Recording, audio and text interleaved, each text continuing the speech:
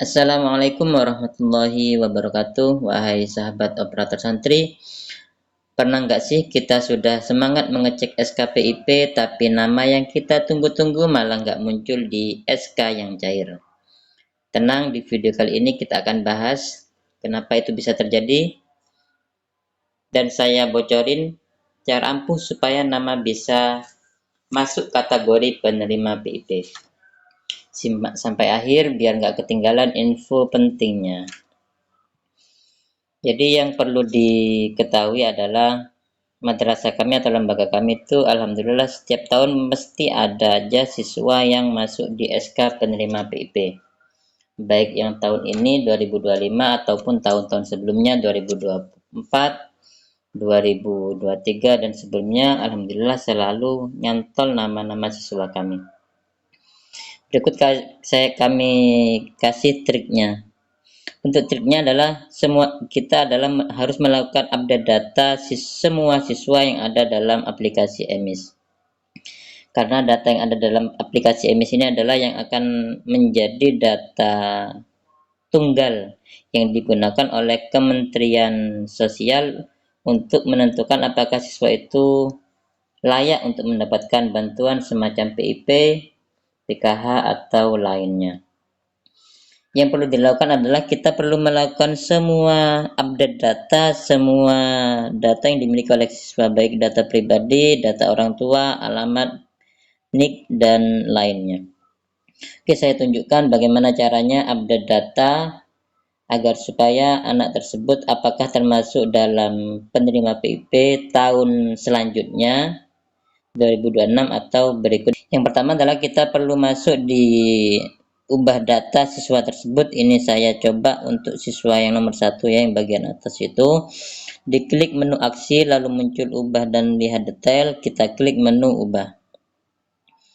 Kita cari menu data orang tua. Kita scroll ke bawah. Nanti kita akan menemukan request data PKH. Request data PKH ini kita klik ya, karena agar supaya kita bisa melihat apakah siswa ini termasuk pemilik atau termasuk dalam kategori program keluarga harapan atau PKH. Karena di sini untuk mengisi nomor PKH itu tidak bisa secara manual, kita harus mengklik yang tombol warna biru tersebut. Setelah kita klik, apakah siswa ini memiliki nomor PKH atau tidak. Jika muncul seperti ini, proses pengambilan data PKH gagal karena EMIS tidak menerima data respon dari Kemensos. Cobalah beberapa saat lagi. Jika seperti ini tampilannya atau notifnya, kita tutup, kita coba klik sinkron lagi.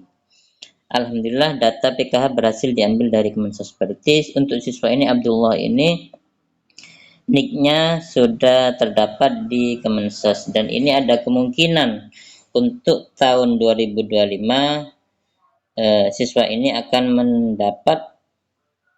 menerima bantuan yang berupa program Indonesia Pintar atau PIP. Tinggal menunggu apakah nanti ada anggaran untuk siswa ini untuk memperoleh PIP. Jadi penerima tidaknya PIP meskipun si Abdullah ini datanya sudah masuk di Kemensos, itu apakah bisa mendapatkan, itu nanti kembali ke keputusan pusat, yaitu yang menentukan apakah dia layak.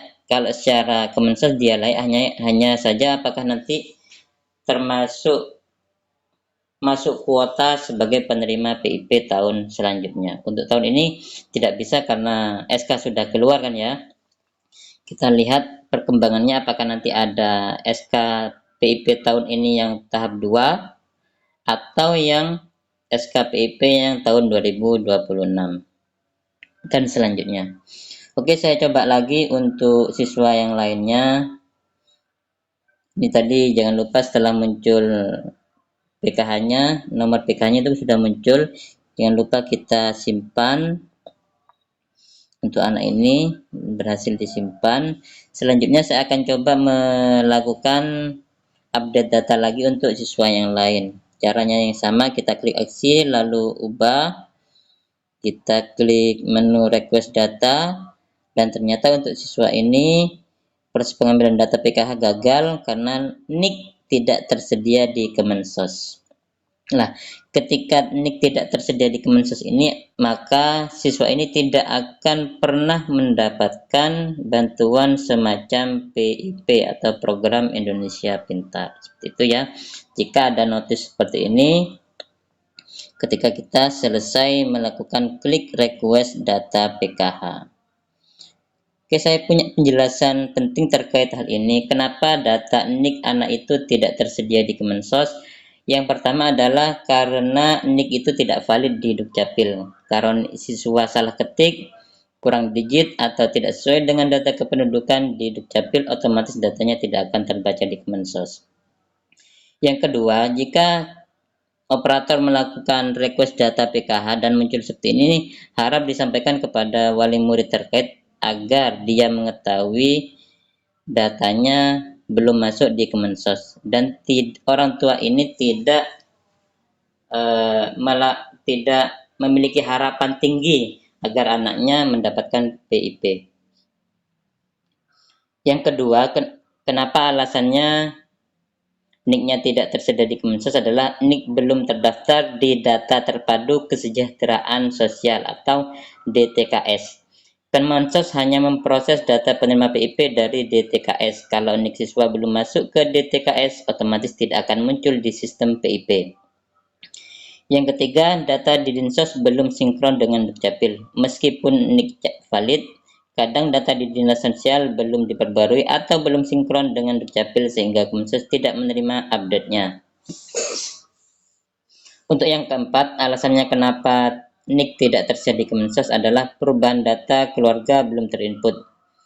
Perubahan seperti pindah alamat, perubahan status sosial, atau pergantian kakak kadang belum tercatat di database DTKS sehingga NIK dianggap tidak tersedia. Alasan yang kelima, proses update DTKS yang terbatas. DTKS biasanya diperbarui secara periodik triwulan atau semester. Kalau update-nya belum dilakukan, maka NIK baru atau perbaikan NIK belum masuk ke data Kemensos. DTKS sendiri itu apa? DTKS adalah data terpadu kesejahteraan sosial. Adalah basis data nasional yang berisi informasi tentang keluarga dan individu yang tergolong miskin atau rentan miskin di Indonesia. Data ini dikelola oleh Kementerian Sosial atau Kemensos dan menjadi acuan penyalur berbagai bantuan sosial seperti Program Indonesia Pintar (PIP), Program Keluarga Harapan (PKH), Bantuan Pangan Non-Tunai BPNT. Fungsi utama DTKS: 1. Menentukan siapa yang berhak menerima bantuan sosial. 2. Menghindari data ganda atau penerima yang tidak tepat sasaran. 3. Menjadi acuan sinkronisasi data antara Dukcapil, Dinas Sosial, dan Kemensos. Intinya, kalau NIK siswa tidak ada di DTKS, hampir pasti tidak akan muncul sebagai penerima PIP, meskipun data di sekolah sudah lengkap dan valid. Pertanyaannya, siapa yang bisa melakukan update data di DTKS? Sekolah sendiri. Jawabannya adalah update data di DTKS tidak bisa dilakukan sendiri oleh sekolah atau madrasah, karena ini wewenang pemerintah daerah melalui Dinas Sosial. Lantas siapa yang bisa melakukan update data di DTKS? 1 adalah pendataan awal yang dilakukan oleh petugas kelurahan atau desa melalui mekanisme pendataan rumah tangga miskin atau rentan miskin. 2. Pengajuan perubahan atau pertambahan data. Warga atau orang tua siswa mengajukan ke RT RW yang nanti akan diteruskan ke kelurahan lalu masuk ke Dinas Sosial Kabupaten atau Kota.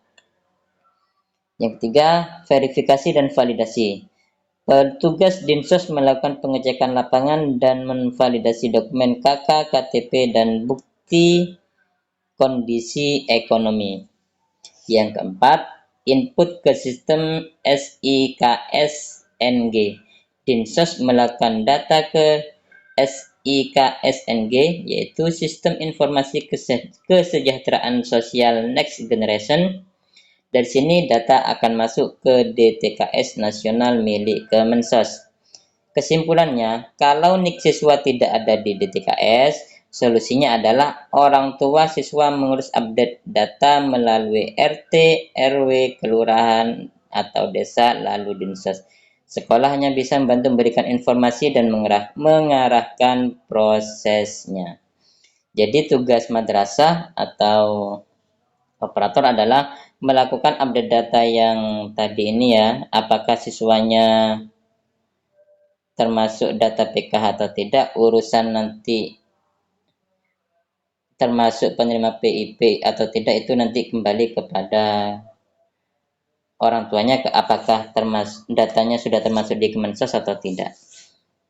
Kalau datanya, saya ulang lagi, kalau datanya nanti seperti ini, diharapkan ada koordinasi antara operator dan wali murid kalau datanya memang belum masuk di Kemensos. Dan juga perlu disampaikan kepada wali murid, jika datanya sudah masuk seperti ini, datanya ada di Kemensos, itu bukan kepastian dia mendapatkan PIP untuk tahun selanjutnya. Karena PIP ini kan terkait dengan kuota, apakah anggarannya nanti mencukupi untuk siswa yang sudah datanya masuk di Kemensos ataupun tidak.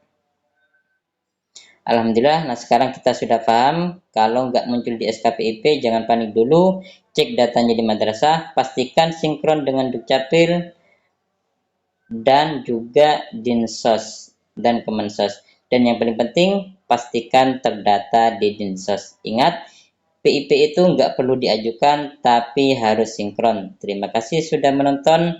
Semoga bermanfaat. Jangan lupa like, share, dan subscribe channel Operator Santri untuk info-info penting seputar madrasah. Wassalamualaikum warahmatullahi wabarakatuh.